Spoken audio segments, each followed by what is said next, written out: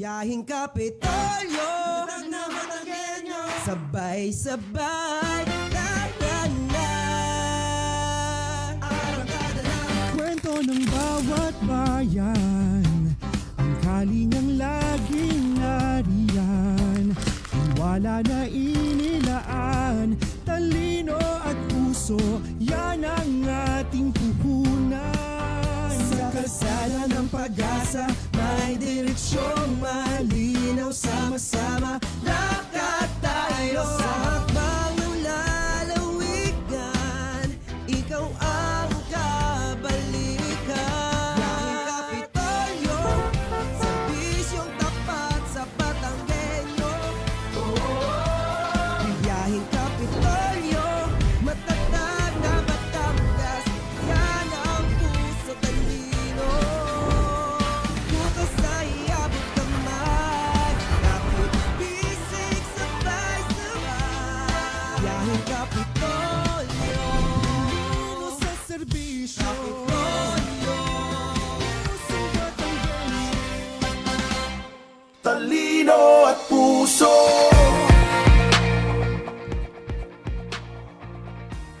Sa bawat kilometrong ating tinatahak, naroon ang kwento ng pag-asa. At sa bawat stopover, serbisyong may puso ang hatid sa bawat Batanggenyo. Sa ating bawat pagbiyahe, baon natin ang magandang pagbabago. Mas malapit, mas mabilis, at mas pinatibay. Ito ang bago muka ng ating ugnayan. Kaya naman mula po dito sa Batangas Provincial Information Office, samahan niyo po kami ngayong araw ng Wednesday para sa isa na namang makabuluhang talakayan na syempre lagit-lagi nakalaan sa ating public service. Ito po ang opisyal na programang pangradyo ng Pamahalaang Panlalawigan ng Batangas, ang inyong Biyaheng Kapitolyo! Talino at puso. Ayan, good morning, good morning, good morning, good morning, good morning Batangas! At syempre, napapakinggan nyo pa rin po ang inyong mga lingkod. This is yours truly, Arnold Tabares Jr. At ako naman po, si Cheryl May Halili. Ayan, kamusta po kayo? Ikaw, partner, kamusta ikaw Yes. ngayong araw ng Miyerkules? Laging ayos na ayos. Oo naman. At lagi Thankful. din, lagi rin every Wednesday, of course, tayo ay hashtag Purple Wednesday. Ayan. Ikaw, partner, kumusta ka ngayong araw na ito? So far, so good. Talagang nabasa ko pa lamang yung magiging takbo ng ating programa this Wednesday morning about talaga ng mga what a beautiful way to start ang Yes. araw ng Miyerkules. Oo. Ako naman talagang masaya dahil yun nga, sabi natin, Purple Wednesday. Anong ibig sabihin ng Purple Wednesday? Ayan, it's Siyempre, National Women's Month. Yan. Yan. Kaming mga babae ang bumibida ngayong buwan na ito. Oo naman. At syempre, hindi lamang ngayong buwan na ito, manapay sa lahat ng araw buong taon ay kinikilala natin kung gaano dapat mamayagpag ang bawat kababaihan dito sa ating mundo, di ba? At syempre ngayong araw nga, today is March 18, taong 2026.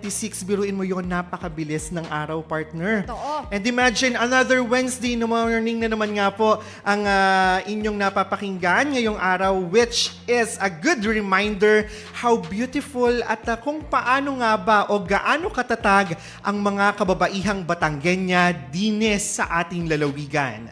Ayan, tama ka naman dyan, partner, no? Isang paalala na dinis sa lalawigan, lalo't higit ngayong buwan ng National Women's Month, we treat not just as ladies, but as empowered women in their respective fields. Correct. Naman. Kaya naman ngayong buwan ng kababaihan, here's a video showcasing the greatness of being a Filipina Batanggenya. Hatid po sa atin ng Pamahalang Panlalawigan ng Batangas, narito ang Women's of Hearts. Kamangha-mangha talaga, wala. Di ka kukupas dahil ikaw ay Ang babae ay nagkaroon na ng napaka-importanting May bell. role sa ating society, sa ating tahanan, sa komunidad at sa ating bansa. Napag-aral ko ang aking 6 na anak. Sila'y graduate na lahat, sila'y lahat ay may trabaho na. Ako po ay naging leader ng kababaihan sa pangisdaan, naging barangay captain ng aming barangay. Nais kong ipagpatuloy ang ganitong gawain. Bilang isang babae, tayo ay palaban at tayo ay lumalaban sa hamon ng buhay.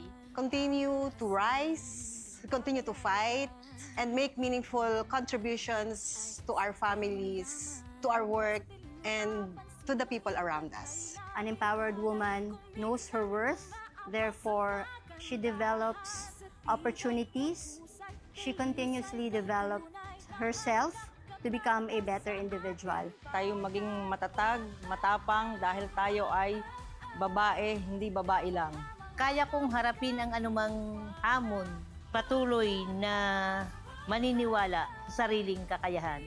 Ang babae may kakayanan na maging matatag, maging matalino, at may kapangyarihan sa sariling pamamaraan. Being an empowered woman means having a lot of courage to face the world no matter the challenges. Kami ay mga babae at hindi babae lang.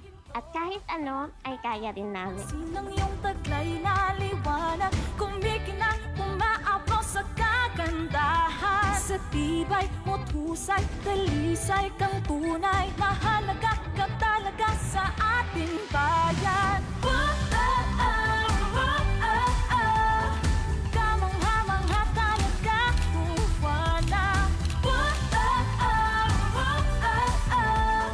Di ka kukupas dahil ikaw ay kamangha-mangha talaga, Nakapi. Juana. Di ka kukupas dahil ikaw ay ginto. Ginto. Ikaw ay ginto.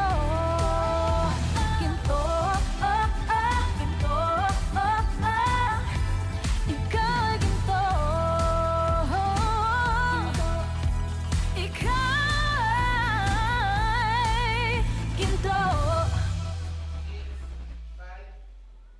Talino at puso.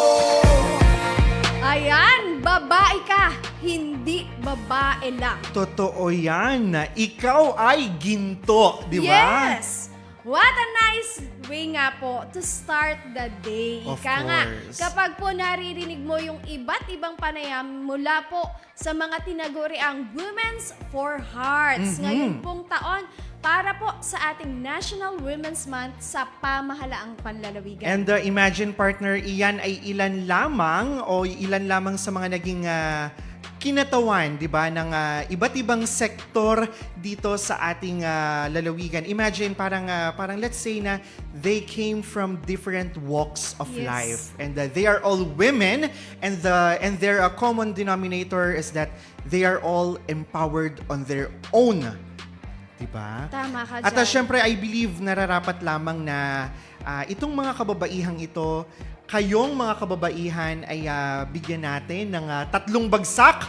1, 2, 3 dahil sa inyong katatagan at syempre sa inyong dedikasyon na ipinapakita sa inyong mga larangan, di ba? Salamat naman, partner. Dahil talaga namang, sabi nga, lagit-lagi nating sinasabi at lagit-lagi nating naririnig na ang mga babae o ang mga, sabihin na natin, ang mga magulang, Yes. ang mga ina, ang siyang tumatayo at naninindigan para sa ating tahanan. And this year nga, if I'm not mistaken, partner, ang tema ngayon ng ating National Women's Month celebration ay We for Gender Equality and Inclusive Society. Imagine, ito ay we.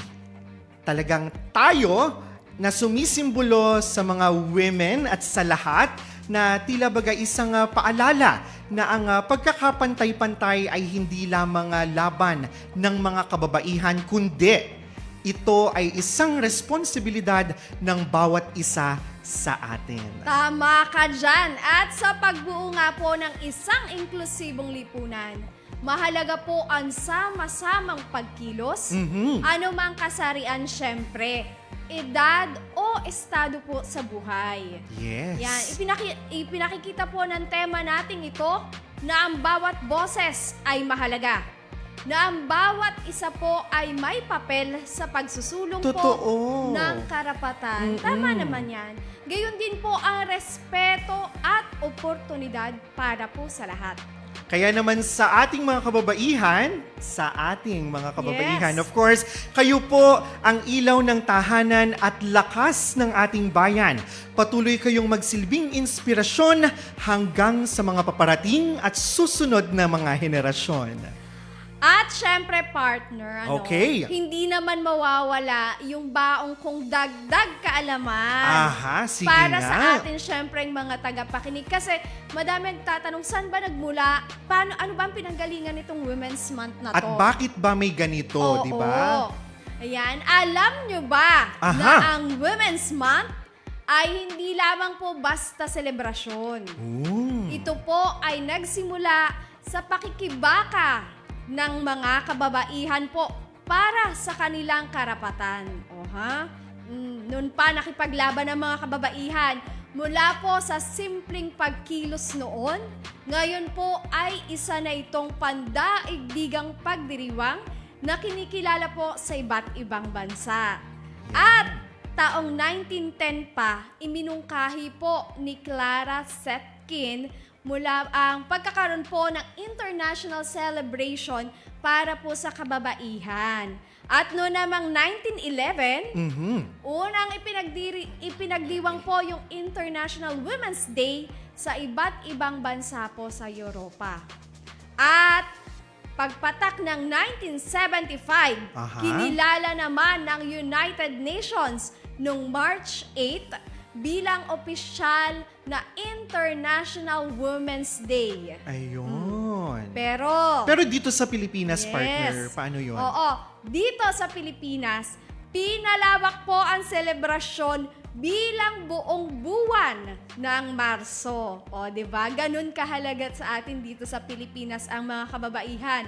Sa pamamagitan po ng Proclamation number 227, kaya naging National Women's Month. Ayan, at nakakatuwa kapag nag-browse ka ng ating official gazette, talagang isa ito sa mga highlights na dapat una mong makikita kapag ikaw ay nagbabrowse ng ating gazette. Ay nakaka-proud kasi talagang the empowerment ng bawat mga kababaihan dito sa ating bansa ay hindi lamang sinusuportahan ng kapwa mga kababaihan lamang. 'Di ba? Ito ay suportado na rin ng iba't ibang sektor, lalo't higit ng ating pamahalaan. Tama.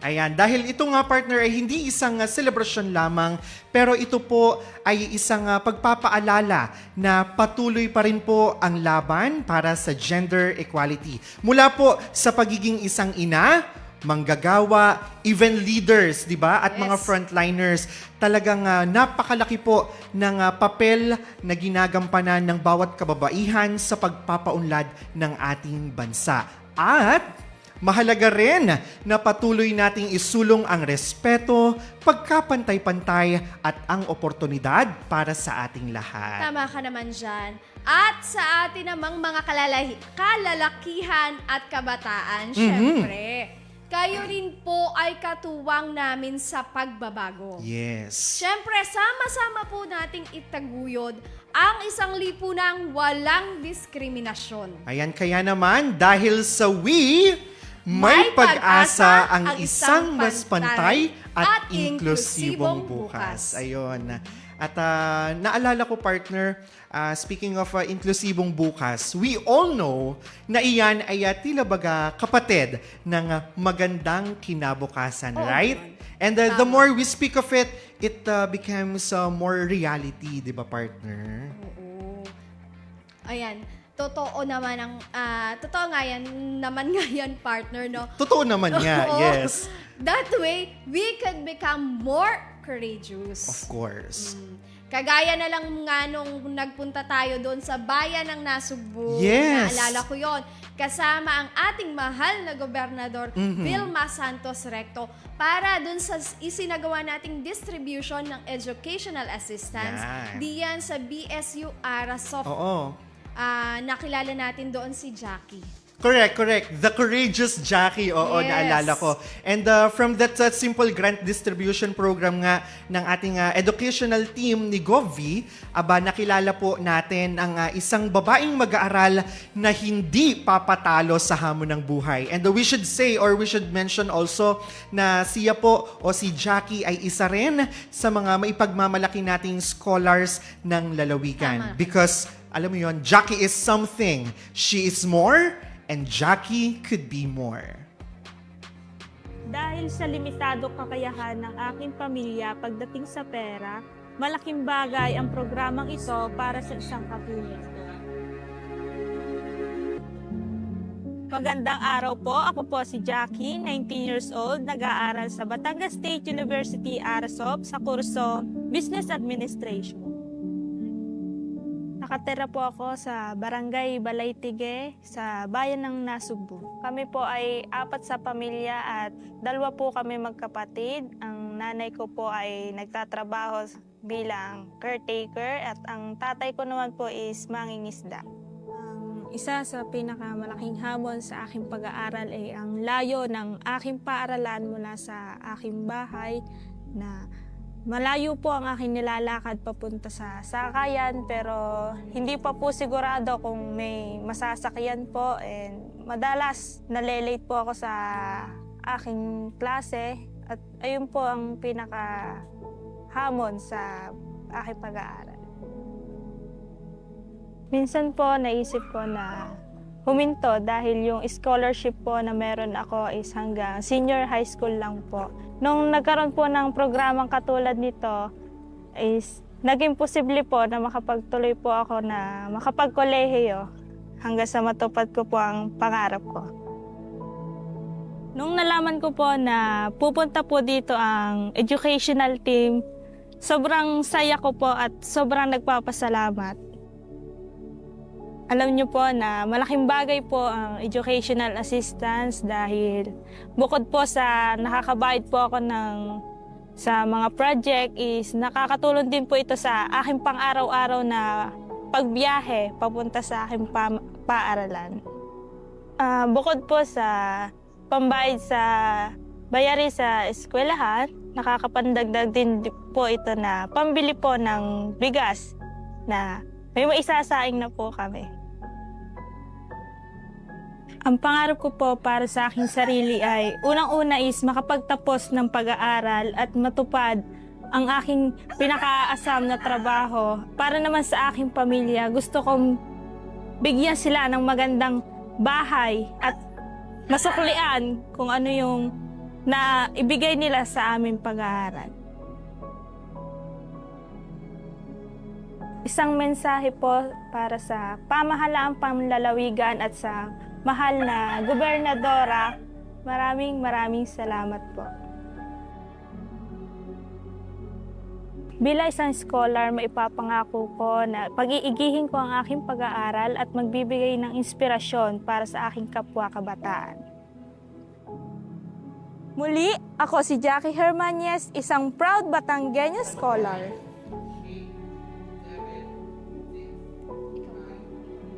Talino at puso. Ayan, at muli, iyon nga yung naging panayam natin with Miss Jackie from Bayan ng Nasugbu na kasalukuyang nag-aaral sa BSU Arasov Nasugbu Campus. And ayun nga partner, kanina ay nabanggit natin na siya ay na-meet o nakilala natin when we were distributing or disseminating the educational grants of the educational team ni Governor Vilma Santos Recto para doon sa mga karatig bayan din na malapit sa bayan ng Nasugbu doon po sa may BSU Arasov Campus. Ayan. At yun nga, kasamang partner, isa lamang si Jackie. Of course. Doon sa napakarami pang Women for Hearts na nagpapakita sa kung ano o gaano katatag ang bawat kababaihang Batanggenya dito po sa ating lalawigan. And imagine, partner, si Jackie ay isang mag-aaral pa lamang, but Yes. we see, hindi lang natin nakita pala, we also felt, di ba, naramdaman natin how empowered she is everyday pa lang sa pagmulat ng kanyang mata, sa pagpasok sa kanyang eskwela, sa pag-uwi. And talagang napaka matalino din naman ng mga kabataan sa mga panahong to kasi, partner, imagine, yung grant na makukuha niya o nakuha niya from the pamahalang panlalawigan ay instead na gamitin niya kung saan. Yung iba, sige, may tira pa, mag-mall tayo. Yung Yes. iba, gamitin natin dito kung saan. But she decided na bukod sa pangmatrikula, bukod sa mga other miscellaneouses ng kanyang paaralan, ay, di ba, nakatulong sa kanilang household. Bumili siya ng bigas, ibinili niya ng pagkain, ng kaunting grocery, na ang makikinabang ay hindi lamang naman siya, pero siya kasi ay may mga maliliit pa ring kapatid na nasa kinder ata sa eskwela. At bilang isang babae, no, kitang-kita ko yung pagpupursige niya na Mhm. makatapos upang dun nga sa sinabi niya na gusto niyang makatulong sa Yes. magulang niya. Gusto niyang mapatayuan ng bahay ang Mhm. kanyang mga magulang. Kitang-kita mo yung laban ng isang babae. Oo. At sa naging labang ito ni Jackie, talagang minsan na siyang nawala ng pag-asa kasi yung kanyang previous scholarship grant ay hanggang senior high lamang pero hindi covered ang college. But nung nakita niya na itong programa ng ating pamahalang panlalawigan ni Govvi ay for the senior high school and college, parang flare up ulit yung liwanag. It boost her hope na pwede pala, posible pala. At mas nakita mo yung pag-asa sa kanya Yes. nung inilapit na ng Kapitolyo yung Mhm. ating scholarship dun sa kanila mismo nung pinuntahan natin sila dun mismo sa bayan ng Nasugbu. Totoo yan, partner. At syempre, bukod sa istorya ni Jackie, or binansagan ko na siya na The Courageous Jackie, kasi talaga namang very inspiring ang kanyang kwento at naging pagbabahagi sa atin that time, ay may mga iba pa tayong mga kababaihan, iba pang napakarami pang mga empowered women na if you feature hindi lamang dito sa ating opisyal na programang pangradyo ng pamahalang panlalawigan sa Biyaheng Kapitolyo, pero sa ating official na Facebook page ng pamahalang panlalawigan sa Batangas PIO, yung nabanggit natin kanina na Women's of Hearts, lahat sila mapapakinggan natin or mawi-witness natin ano ba yung story behind this empowered women. At doon ka hahanga nga talaga sa mga narinig mong kwento mula sa kanila, yung mga pinagdaanan nila bilang isang babae, Yes. na lahat na lampasan nila. Sabi nga nila, hindi kami babae lang. Of course. No? Talagang, kumbaga, sabi nga nila, pantay tayo sa kung anong kayang gawin ng mga kalalakihan. Pantay lang ang ating, kumbaga, kayang gawin sa kanila. Yes. Even nga sa mga panunungkulan, di ba? Oo. Let's say for example dito sa atin, in the government public service, di ba? We are headed by an empowered women also, Yes. 'di ba? Ang napakahusay nating gobernadora, babae rin si Governor V. Pero pagdating sa lalawigan ng Batangas, pagdating sa bawat Batanggenyo dito sa ating minamahal na probinsya, hindi siya babae lamang. Oo naman. Diba? Kita mo naman yung tapang, yung galing, Yes. yung talagang makikita mo sa kanya yung galing niya sa panunungkulan. Talagang may Dedication talaga. Oo. Yung kanyang ginagawa. Talagang bukal sa puso, yung paglilingkod, yung pagmamahal niya sa ating bawat Batanggenyo. Talagang damang-dama mo dun sa mga programang inilalapit niya ngayon Yes, sa bawat oo. Batanggenyo. Kasi siya ay isa ring nanay. Yun di ba? na. Talagang Yun. siya ay nanay, hindi lamang kina Kong, kina Sir Luis, di ba? Oo. Siya ay nanay sa ating lahat na Batanggenyo dito sa ating Sa buong lalawigan. lalawigan. Ika Ayun. nga, ramdam niya yung mga pangangailangan ng isang ina Yes. dahil siya ay ina rin. Naalala ko nga one time, ma-share lang natin, bagaman paubos na yung oras natin, maisingit lang natin. One time, parang there's this someone who asked our beloved governor, ano po ba yung secret recipe ninyo sa paglilingkod? And then, sabi niya, hindi ako ang secret recipe, pero ito ang mga Batanggenyo nating pamilya. We treat them as family, we treat them as one, kaya nagkakaisa talaga dito sa pamahalang palalawigan at syempre sa buong matatag na lalawigan ng Batangas. At doon ko nga nakikita din, bilang isang ina, Mhm. yung pamumuno niya dito sa atin, talagang alagang-alaga niya. Yes, Kasi nga, totoo. yun yung maganda sa isang babae. Mhm. Itinitreat niya ng mga anak niya lahat. 'Di ba? At saka yung mother's instinct, no? Yun Talaga. yun na. Yun talagang, alam ko, ito yung pangangailangan ng mga Batanggenyo. Mhm. Kasi ito yung pangangailangan ng pamilya ko eh. Yes. Yun, alam niya lahat kung paano. Yun Even yung nga maganda. dito na lamang, locally sa ating tanggapan, the Batangas Provincial Information Office, we are also under the leadership of A Empowered Women. Yes. Diba? oo naman. And also a mother. Oo. Diba? Talagang Talagang- nabasa ko nga yung isang naging comment ni Miss Cristal, di ba?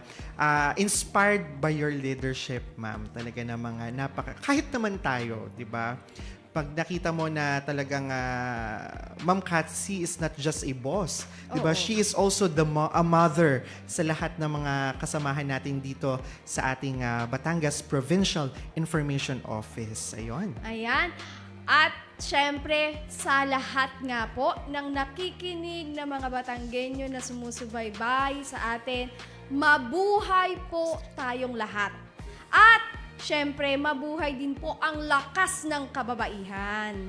Yes. At syempre, ayun nga, nabanggit natin kanina, looking forward din ako, sana lang ay mabigyan tayo ng chance. Parang ang gandang maisama rin siguro dun sa mai-feature natin na Women's for Heart, ang ating mahal na ina ng lalawigan, di ba? Oo At naman. syempre, isama na natin ang Ma'am Katsi. Oo. Di ba? De- The talagang story mga- behind these Empower Women. Yes, oo. At saka, di ba, nitong nagdaang linggo, kung hindi ako nagkakamali, Mhm. naging guest or, oo, tama, ang ating Governor V during talk back doon sa Aha. ginanap na film screening ng, Yeah, I remember. Oo. ng Extra doon sa Metropolitan, Mhm. kung saan diniscuss niya kung paano yung maging isang ina. Oo, of course. At syempre, parang bukod doon sa pelikulang Extra, yung pelikulang Anak din. Ay, oo. The legendary film Anak Yes. with Miss Claudine Barreto. Di ba? Na nagkakaroon ngayon ng, or magkakaroon ng mga screenplays, di ba? Na dedicated pa rin or in line sa ating pagdiriwang ng National Women's Month celebration. Alam mo, may dagdag ko lang isa yung pelikulang Anak na yan sa hindi ko makakalimutang pelikula. Mhm. Dahil napakaganda niyan na kumbaga pagpo-portray sa isang ina. Yes. Yung hirap, yung pagod, at yung sakit na malayo ka sa mga anak mo. Yes. At magtrabaho sa ibang bansa, alagaan ang anak ng iba. Samantalang yung anak mo, hindi mo maalagaan. Mhm. 'Di ba? Tapos yun nga yung malalayo sa iyo ang loob ng mga anak mo. Syempre bilang isang ina nga naman, masakit. Kaya napakaganda dahil sa panahon ngayon, hindi lang mga kalalakihan ang pumupunta sa ibang bansa para magtrabaho. Alam Yes. naman natin yan. Dahil maging kababaihan, dahil maging mga ina din, ay sumasabak na or pumupunta na sa ibang bansa para lang maitaguyod ang pamilya. Sabi nga nung isang napanood kong candidate sa isang beauty pageant, kung kaya ng mga kalalakihan, mas kaya natin. Oo Di ba? Basta para sa pamilya, para sa Oo. mga anak, ika nga ay kakayanin ang lahat. Okay. At syempre, bagaman na napakadami pa nating gustong ibahagi, of course, we are bounded by the limited time para mag-share sa ating mga kababayan ngayong araw ng Wednesday. At syempre sa inyo po lahat, kung nais nyo pong mapakinggan muli o mapanood muli ang aming episode ngayong umaga, ay maaari nyo po itong balikan sa ating official Facebook page na Batangas PIO.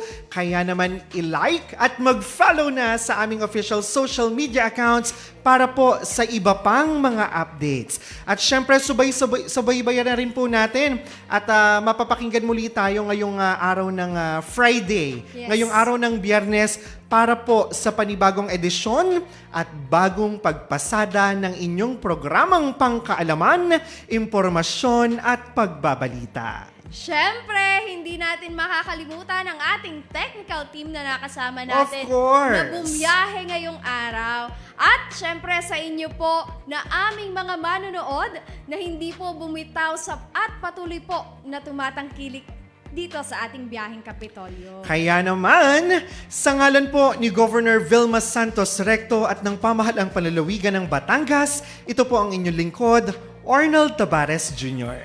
Ng isang pamahalaang may talino sa serbisyo, puso sa tao, at lahat para sa Batanggenyo. Ito naman po si Cheryl May Halili. Kaya naman, magkita-kita po muli tayo sa susunod na episode ng ating pagpasada para sa tuloy-tuloy na serbisyo para sa Batanggenyo. Muli, ito po ang inyong Biyaheng Kapitolyo.